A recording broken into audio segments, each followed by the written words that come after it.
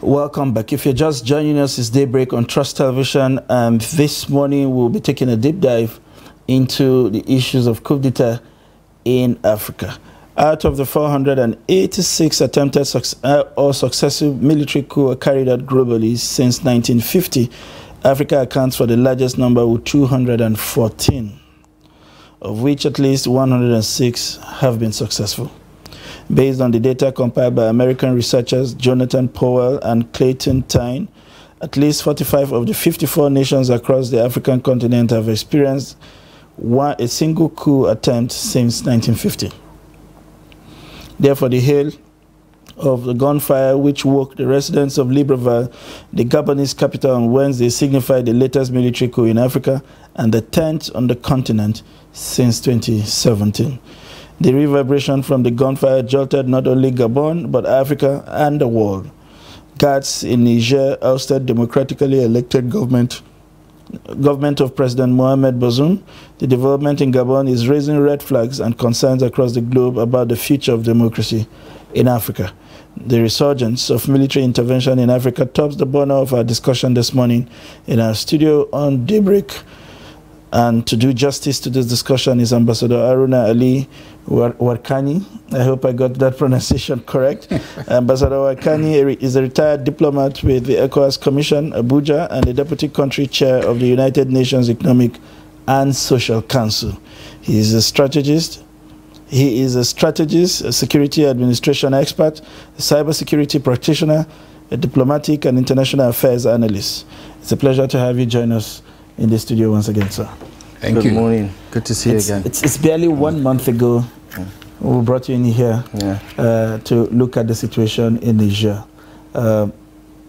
Precisely a fortnight ago, if you like. And whilst the world is yet to completely digest whatever it was served in Niger, we wake up 2 days ago, or rather yesterday morning, to another takeover, this time around in the Central African nation of Gabon, a nation of barely 2 million people, surviving on the export of oil and other minerals, another French, if you like, protege. And as we saw in the case of Niger, celebrations adorned the streets of the country, whilst the president in a televised video was saying people should make noise about what is happening. The people instead of Gabon took to the streets to celebrate what appears to be people who have been fatigued by the long years of the Bongo's family rule. 52 years, we understand, since 1967. What exactly is happening in Africa? The Nigerian presidents have talked about being worried about what is appearing like a spread of autocratic government. But the concern that the international community is raising, including Nigeria's president, doesn't seem to reflect the concern of the people on ground, who, in one form, are not exactly in support of a military rule, but in another form, celebrates the fact that there is a break from what appears to be a seizure in the public space. Try to help us understand exactly what's happening. Thank you. And viewers, it's a pleasure being here again. Like you rightly said, we were here some weeks ago talking about coups in Africa. And we did say clear that that was not the end of it. Mm-hmm. Indeed, there would be more of it. And true to the projections, here we are back again addressing another one. And it might also not be the last. Mm. Now, we did say, and we want to recall, the only antidote to these happenings or military coups or takeovers will be the institutionalization of good governance. And good governance starts with good elections. Democracy presumes that for someone to be declared a president or leader in any form, title, name, or whatsoever, you must have had the endorsement of a majority of the people whom you intend to govern. And having gotten there through the platform of good elections, there should also be good governance. However, in Africa, these are missing. Neither the elections as a vehicle to government, nor good governance as a practice. These are conspicuously missing in the political mix of what we call democracy. Democracy in itself does not necessarily mean the panacea to all problems. It is the practice. Democracy is a concept developed and practiced. Now, if the practice fails, surely democracy itself disappears. And that is what we are witnessing in Africa today. You go around the countries and you find that, yes, African states are dysfunctional. Bad governance has become the prerogative of politicians. And for them, anything goes. The greatest prize is accession to power. However it comes, that doesn't matter anymore. And so with this, we will surely be witnessing much more of this happening over and over again. Right. And speaking about the current wave right now, from Burkina Faso, Mali, Niger, Gabon, and all the other countries that don't necessarily have a constitutional democratic government put in place, because the description by the president, by President Bola Ahmed Tinubu's spokesperson, is that of a contagion. And we all know what a contagion is. It's like a virus that spreads. So clearly, we're not there yet in terms of addressing where next is going to be, but we all have this feeling that the powers that be within the military across the continent are observing all of these issues and taking stock of what is happening, and perhaps even trying to assess what's going on in their country. I mean, Murik just yesterday had to come out and put a statement to discourage the Nigerian military and say, listen, don't think about this. we all know that we're going through a difficult period. But, you know, in fact, the defense headquarters just some weeks ago had to come out and say, listen, we're happy with the civilian rule and we're not contemplating any military takeover.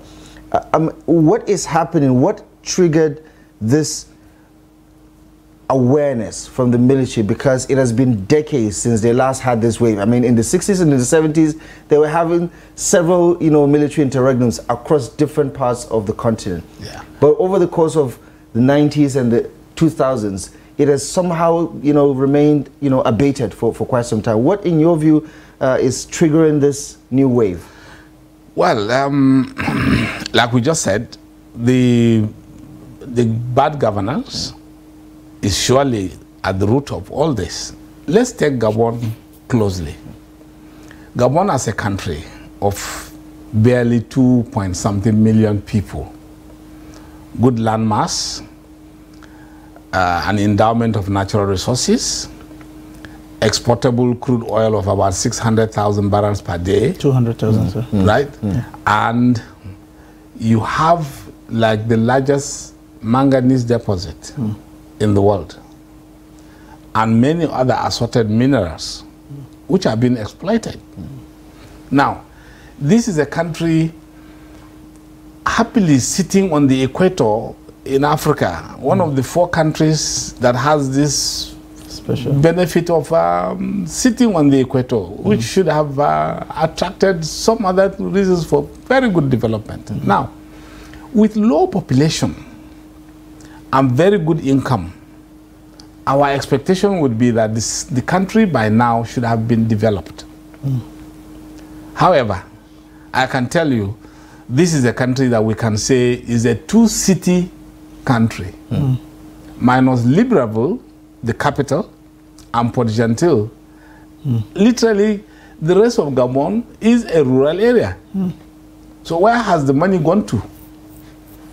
All these monies, where has it gone to? Now, if we are talking about stability, you have a country that has been ruled by one single family for close to 65 years. After independence, 7 years thereafter, change of government came, and since then, people born from 1967 have never heard of any name other than Bongo.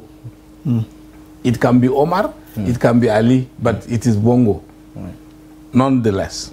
Now, assuming stability were to have been a good factor, by now, the country should be really an epitome of development in Africa.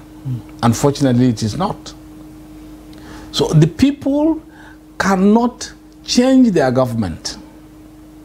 Yes, elections are held regularly. 7-year term, you go, you come, the same story. Nothing changes, really. So, without these changes that should have brought about development, it would practically be impossible to expect that citizens will be happy. Now, the anatomy of coups in Africa will tell you that in the past, coups would occur and there would be like counter coups, right? And sometimes failures. However, what we have seen from Guinea, Conakry, to Niger, in between Burkina, Mali, and what have you, today Gabon, it has been smooth sailing for all these coups. There's been little pushback or no pushback. Opposition, rather than what you see on the street. I think it was in Guinea we had a counter coup. Well, the counter coup was just like a replacement. Correct. So you will see a trend that after all said and done, the military are being accepted, not because they might be better than the civilians, but for now, they seem to be the only option for people to express their disgust with the civilian administrations. And so, whether we like it or not, what we expect Africa to do would be to sit down and go back to the propositions of NEPAD, New Partnership for Africa's Development. And some of the key indicators there had been the peer review mechanism. Can we review ourselves? That's the question, as leaders. Talking about review, it does appear that the leaders are reviewing, but they're reviewing in a manner that is not consonant with best practice, because just yesterday, after this was announced, in a panic, what appears to be a panic reaction, Rwanda moved to retire several military generals, including the special advisor to the President of Security, Cameroon, which is another place, another country whose name has been wagging in the talk of a lot of people, also moved swiftly to retire so many military generals and reshuffle the military cabinet. Is that what you think should be the reaction to what had happened in Gabon? And in the case of Gabon, just to add this to the question, there was a failed coup in 2019. Should that not have signaled what the moods were at the time when the president was just recovering from his stroke? What would you say are the signals to most of the countries where we think, without at the risk of saying we are encouraging it to happen in another place, what do you think are the apparent signs by these democratic governments that you are likely to be the next? There is no rhetorics around these things other than doing what is right. Well, there's always a chasm between the governed and the governors.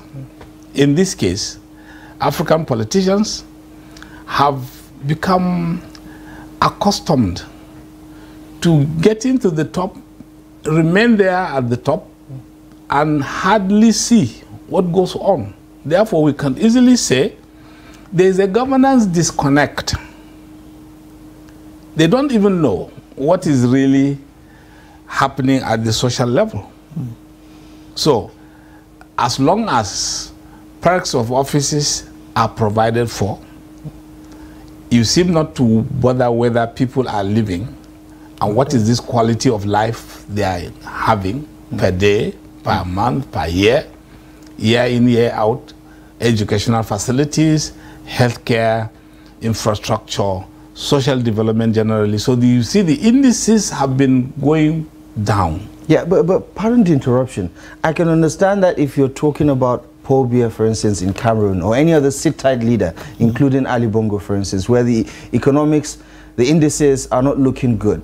But Rwanda under Paul Kagame has been a blossoming country, a shining light for many African countries. I mean, yes. Politically speaking also, he's taking the country to new heights. Yes. Surely he shouldn't have anything to worry about, but it does appear that he's also looking over his shoulder. So is it also possible that there is also this discontent around, you know, having just one leader for decades without any sort of change? Definitely, definitely. Paul Kagame has become like a shining example in Africa. Took the country out of chaos, converted it into development. Agreed. But what ordinarily should also happen is the mentoring of successive leaders that might come with the same concept of development to continue, not for him or anyone else in that regard, to continue, because after all, after some time, it converts into a dynasty. If care is not taken. Whatever it is, when you have long-standing leadership, it converts into a dynasty. And when it does happen to that level, it becomes a problem. I mean, China had Chairman Mao, for instance, right? Singapore had the Lee Kuan Yew. I'm not going to go to Russia because I don't particularly think that Stalin had a good record.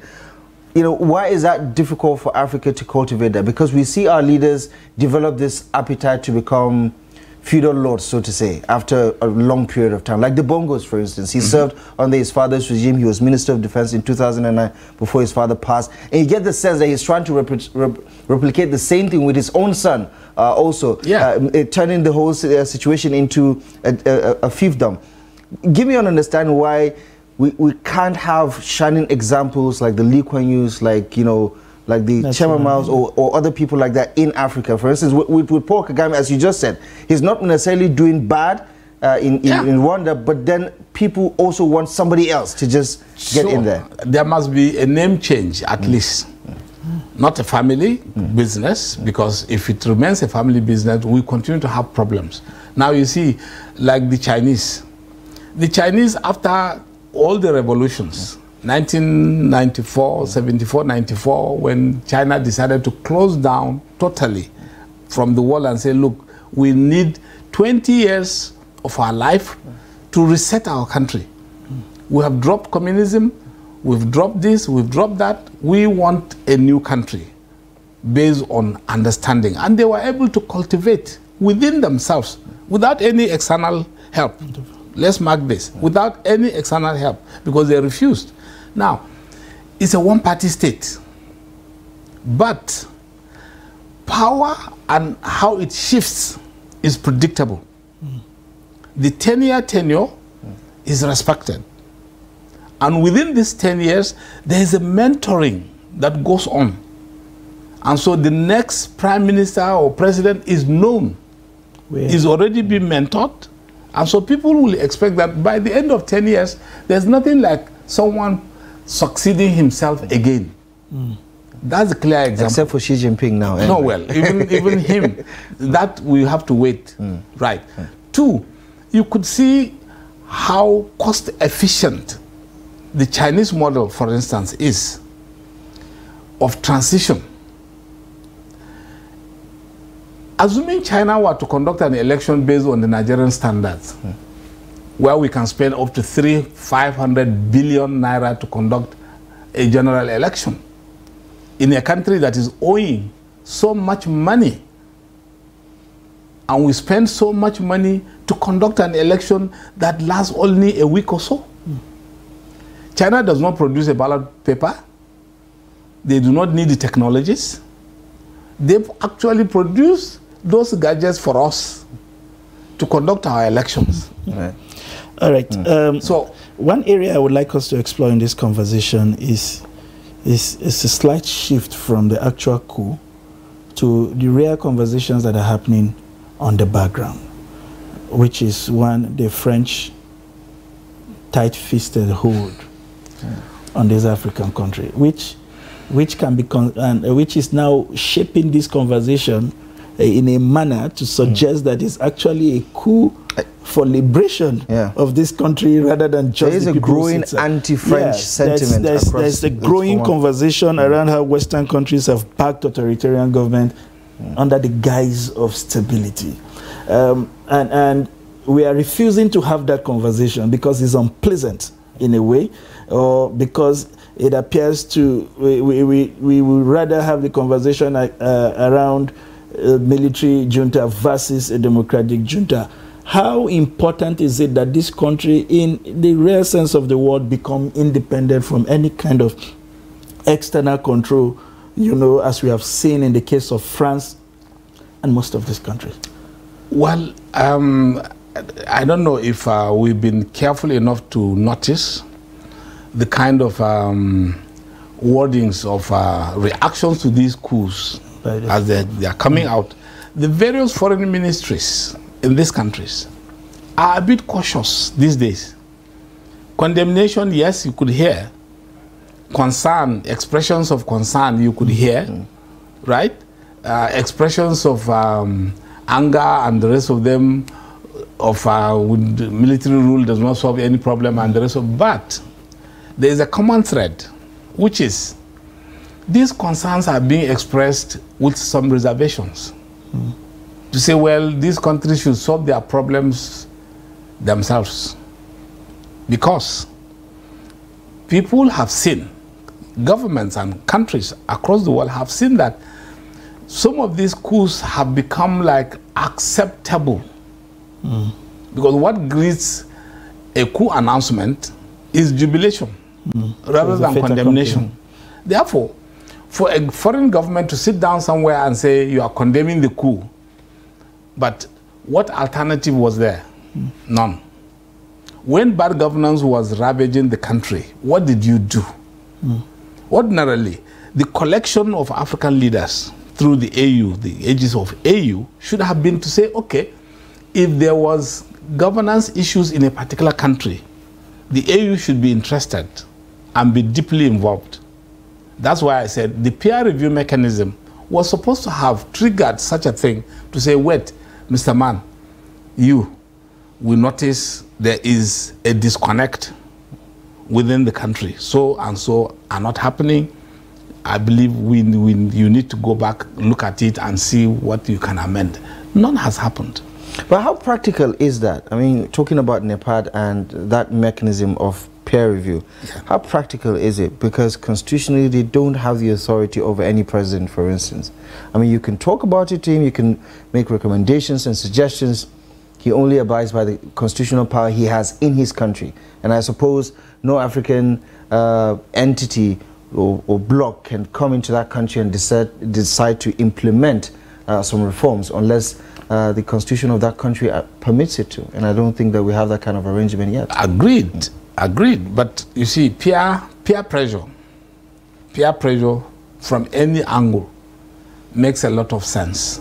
Because from childhood, let's assume, peer pressure had put people into some other things that they never accepted or think they can do. So, as leaders, if we African leaders were to be sincere enough, yes, peer pressure could have influenced some decisions, changes in some countries. You can't force it from outside, agreed, but it's advisory. And once your colleagues say, oh boy, wait, this thing can be done better this way. Yeah, out of 100, perhaps 10, 20 can make a difference. But for it to be such that nobody even comments about bad governance, for instance.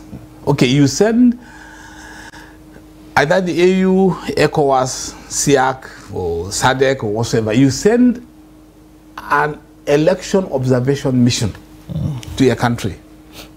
There's a bad election, obviously, right? And nothing happens. Why are you spending money to send a delegation? Why? That is the seed of trouble Right, and let's expatiate on that, because from President Bola Ahmed Tinubu's spokesperson, he talks about abiding by electoral adjudication processes in those countries, and for a lot of people, say he who comes to equity must come with clean hands. I mean, Nigeria, we don't have a particularly good record of conducting free, fair, and credible elections in the first place. So who are we to preach the idea of rule of law and due process? Let's talk about the electoral process itself on the continent, and how, whether it's Nigeria, whether it's Ghana, or any other country, whether it's even South Africa, for instance, those issues around, Zimbabwe just, is going through the same thing, where the ZANU-PF pretty much is, running the show, right? Even Kenya, over the past few years, the elections have been hugely, controversial for all the wrong reasons. What is it about, our elections that is fundamentally wrong? And what also can we say about the judicial system? Because whether it's a Francophone country or an Anglophone country, there are some common denominators around how the system itself is subservient to the powers that be in that particular country, so much so that you can't guarantee fair, or justice even whenever something is taken to court. Well, at the bottom of it all is the failure of separation of powers. Because in a given setting, almost most countries, you find that the concept of the separation of powers has literally disappeared. So though the institutions of government are there physically, but they are inoperative. And so if you recall the Coup speech in Gabon, is to say all the institutions of government have been dissolved. Good. Because these are the same institutions that have failed to perform. Otherwise, if they do, we are not even going to have some of these lapses. Because if elections are challenged in court, the court should be able to say, yes, it is this or that. Unfortunately, in most cases, beside time dragging, the outcomes are usually not what people will also expect. So if money is spent to conduct an election, and at the end of the day, it is the wisdom, we put it in quotes, wisdom of maybe 7 judicial officers that will decide what and the real outcome of that election, and cannot be challenged thereafter, you begin to see the dictatorship of democracy itself. And that is what we are facing here in Africa. So this is some of the... Dictatorship of democracy. Yes. Sounds like a paradox to me. It is? It's a democracy. How does it then have, dictatorial tendencies? Okay. Dictatorship of democracy is when people cannot have, for instance, safety mechanisms built into it. And so whatever is decided by the institutions of government, faultily or otherwise, it remains contrary to the best wishes of people. So if people... Yeah, we've seen Supreme Court governors in Nigeria, for instance. Good. Right. If people cannot have their wishes actually expressed, don't forget, one of the triggers of the coup in Guinea was when Condé decided to extend his tenure. People came out to say no, it's against the constitution, it's against the rule of law, is whatsoever, right? And then the next thing is soldiers killing people. It has happened across. I think Senegal too. Macky Sall had to come out and say he's not... Niger, right? The soldiers were sent to go and kill innocent protesters. Now, if the civilians who elected someone into office don't even have a right to protest, we are not destroying anything, we are not saying, we just came to say, sorry sir, what is happening is not what we want. And then the next is the use of the military. And then the military comes and kill people and go home. Or the police are sent to go and kill people and come back home. And you believe that's democracy? No, that's dictatorship. All right. In civilian let us begin to, how would I call it, navigate into what we would possibly consider a solution. The last time you were here, in the case of Niger, you said some of the things you said, if I recall correctly, was that the option of bringing Bazoum back to power is not even on the table. Right? There have been several delegations from Nigeria, ECOWAS, even the AU, with all kinds of suggestions, but it does appear that everywhere is quiet, that we have run out of ideas. And basically, with every passing day, that government gains credence and acceptability, which further makes it worse. Algeria came up yesterday to talk about a 6-month period as against the 3 years that's been on the table, which clearly, if you like, you can tell from here that would not be accepted by the juntas. And whilst we are still exploring that this is on the table, and our president's comment is that he's speaking with the AU leaders to find what he described as a comprehensive approach to resolving this issue. What, in your view, would constitute a comprehensive approach? Because, like you said, there are fears that some country, by their nature and sharing similar, certain distinctive occurrence with where these coups have happened, may just be in line. What do we do to nip this in the bud, avert another coup, and begin to deliver on the benefits or dividends of democracy, if you like? Well, I think for those countries that might be close to another election, which will mean tenure elongation, they should be advised outrightly to drop those desires. And this should come from the AU?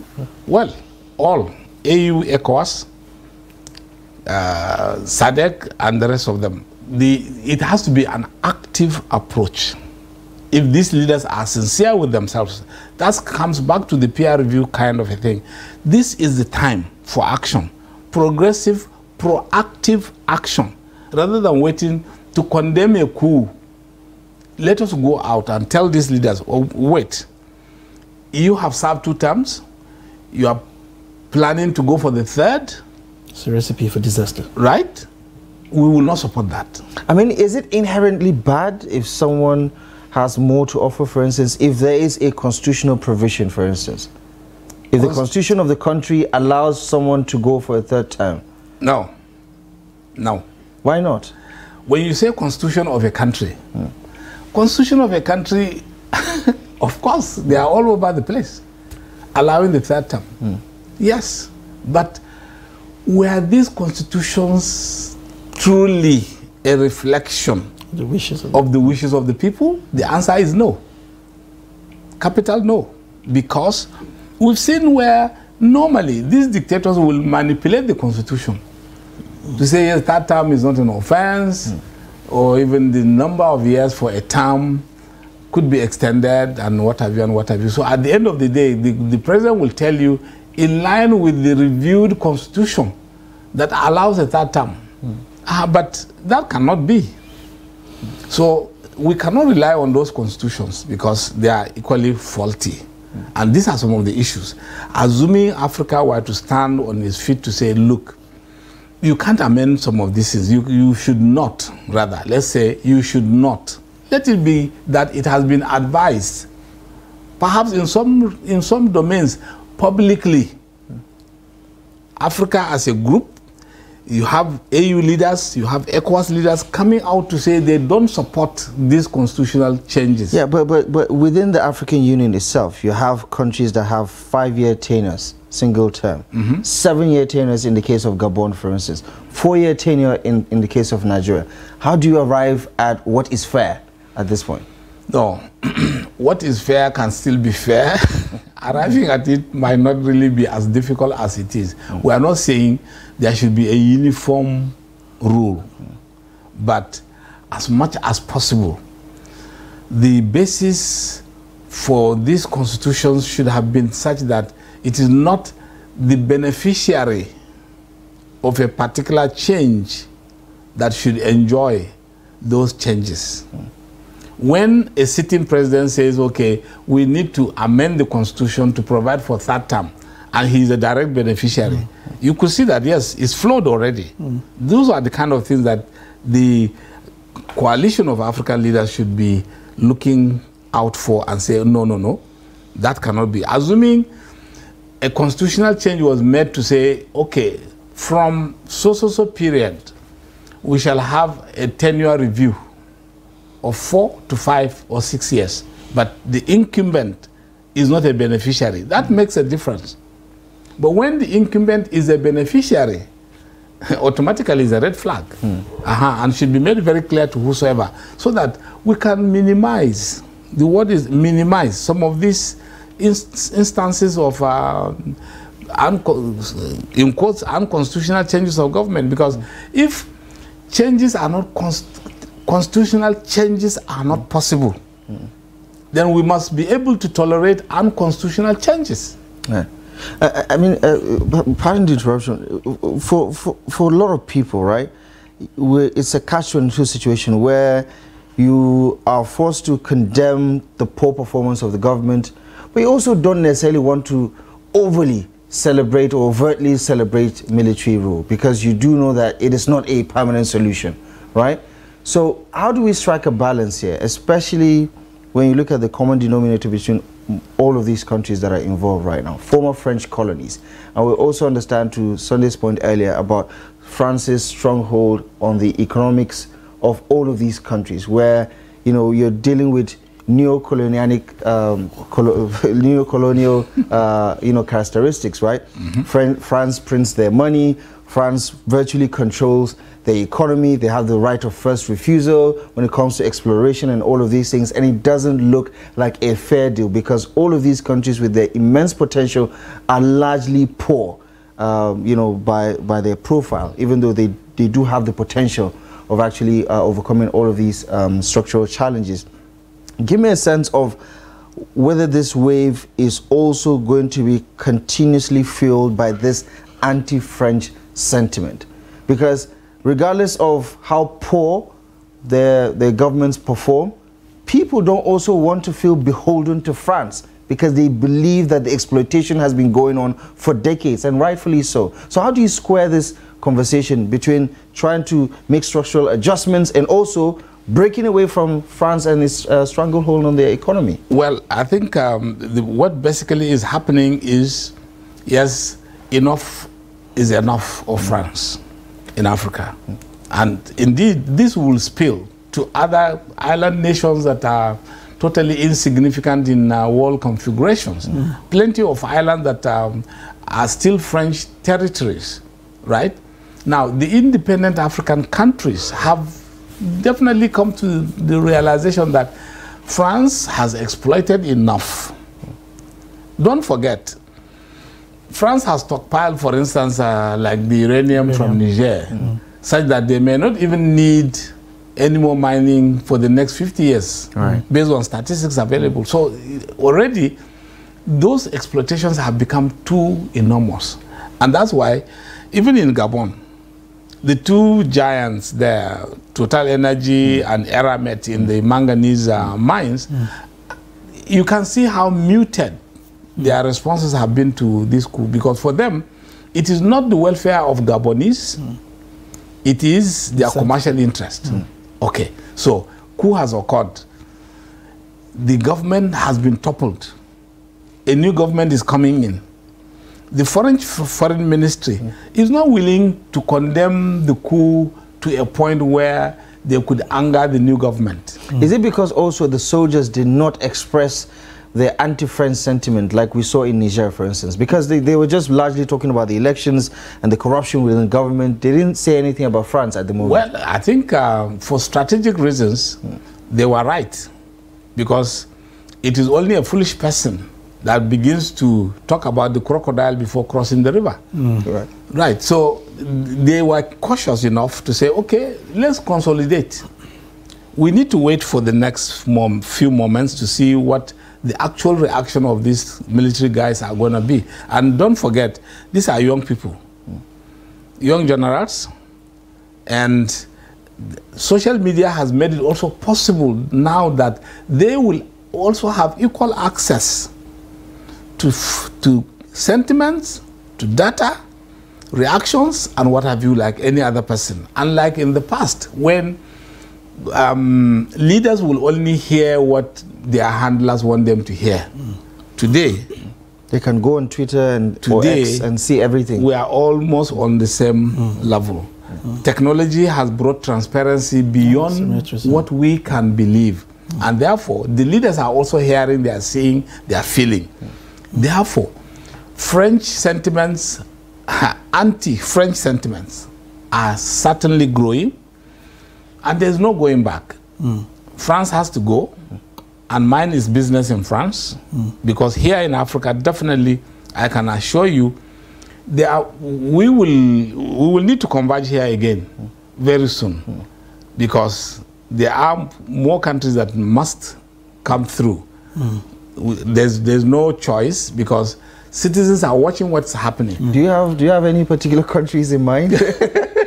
Well, not that we're trying to give them a heads up, but we're trying to get you know, into your thought process. I think our neighbor cannot be taken off the radar just easily. Cameroon, certainly care must be taken. You don't think they're too internally divided to take up this initiative? You know, one of the interesting facts is, like we said earlier, a moment ago, the coups have become fashionable in the sense that there are hardly any counters. Because, watch the trend, it is from within. The man who has been entrusted with guarding Mr. President, the one who takes over. That's a palace coup. Yeah. Right? So there's a difference from when you have a contingent of the same army challenging each other to protect Mr. President, because a coup was hatched and implemented from outside, and the presidential guard says, no, you can't access here. Today, it is the reverse.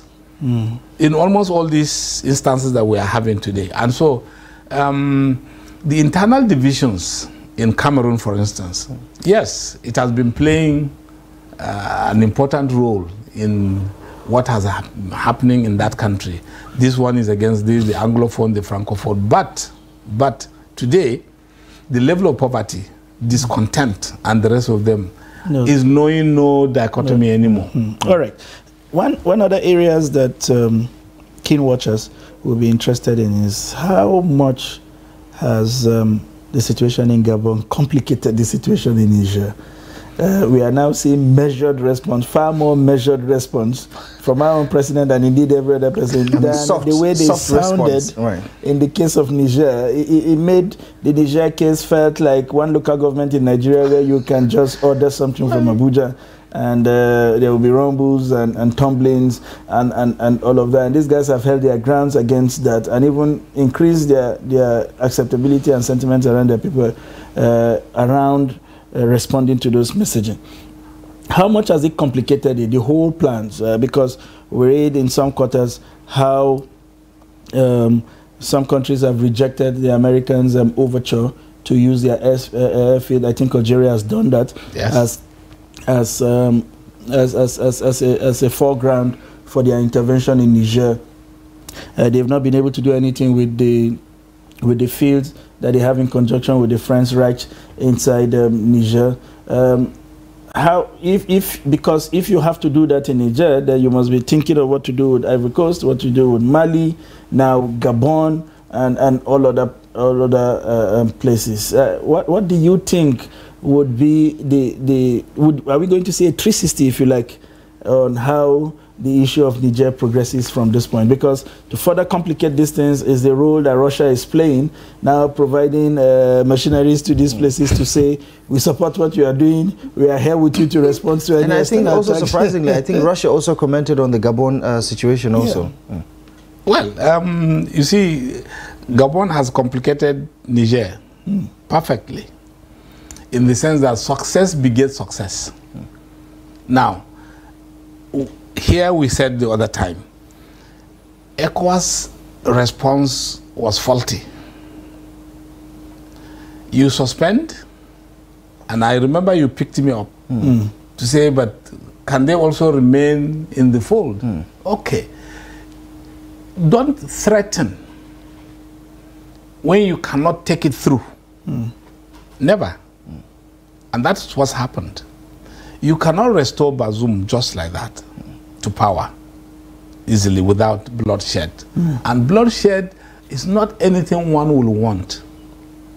Now, the dynamics have changed. We are in a unipolar world today, whether we like it or not. It used to be America, and it now is a poly world in where you have medium powers, superpowers, and etc., complicating the arithmetic for whatever. And economic interest has become preponderant in all this. And so Africa, like people have clearly described as the last frontier, it is here that the mineral resources are. And so for industrial production, yes, countries depend here. Now, if that is the case, everybody is still scrambling. The scramble for Africa of the 1800s is in a new wave today. Yeah. And so Niger becomes very difficult for West Africa to handle because these guys have consolidated. Right. Removing them today will amount to almost an impossibility. Right. Okay. We really have to go, but just a quick thought on, you know, what is happening, especially within West Africa and across the continent. Guinea, Burkina Faso, Mali, Niger, Chad, Sudan. You have this alignment across, you know, the equator of military governments, and we saw that alliance between Burkina Faso and Mali offering aid and arrangement with Niger. Should there be an ECOWAS military intervention, we're going to come to your aid. And now you have another one in Gabon. The strength in numbers is growing. It appears that this is going to be a new normal where we have to negotiate with all these military juntas and say, okay, let's come to an agreement of how to have like an operational arrangement. Do you think that that is likely going to be the case? The more they spring up, the more the world has to accept that this is now a reality that we have to deal with. We don't have to wait. The world has accepted as of today. What else would you really do? These guys are in an alliance. And the danger is, like I said the other time, and one has to repeat, if care is not taken, for ECOWAS in particular, the implication would be that you will have a parallel organization. If care is not taken, you will end up with a parallel organization because very soon, 1-2 more countries and then ECOWAS has no forum, a quorum. Right. Because if you suspend A, B, C, D up to a point, you cannot form a quorum. That affects the organization itself fundamentally. Itself, right. Very good. So the treaty becomes suspended too. And therefore, you run the risk of not having an ECOWAS. Right. Interesting. Do we have to wait until we get there? No, the solution should have been to go back and sit down with these people carefully and negotiate properly. Now, we've said so, and we repeat, negotiating with someone who just took over power is very, very complicated. Okay. Yes. Let's leave it there because we can't negotiate for more time because they're screaming in our ears, you know, to wrap things up at this moment. Perhaps until next time, until the next one, or until there's a new development, Ambassador, we're going to have to leave it here for now. As always, we really appreciate your invaluable contribution to the analysis. Thank you so much for stopping by. Thank you for having me. It's a pleasure. Thank you.